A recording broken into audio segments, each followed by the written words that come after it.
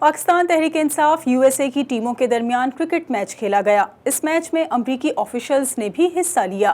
پی T آئی Washington کی team نے new York کو شکست دے دی۔ میچ کا احوال اس رپورٹ میں۔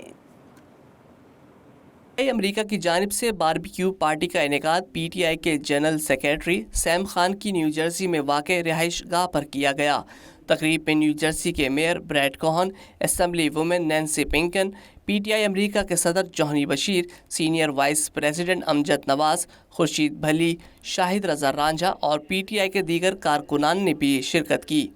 اس موقع پر نیو یارک، نیو جرسی اور واشنگٹن سے آئے ہوئے پی ٹی آئی کے کارکنان اور امریکی آفیشلز نے بھی دوستانہ کرکٹ میچ کھیلا۔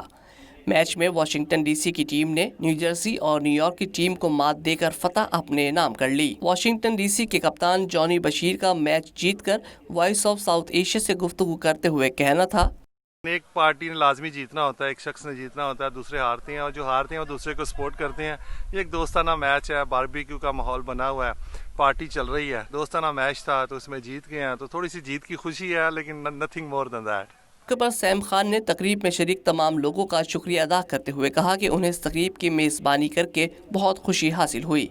Due to Corona, we didn't get a chance to officially announce. So this is actually official announcement. We have with us our legislator from the 18th district, which is the area close by right here, and she represents here. She's our legislator, and she represents us very well.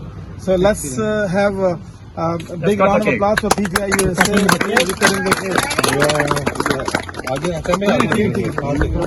کے اختتام پر امجد نواز کی جانب سے خصوصی دعا بھی کروائی گئی۔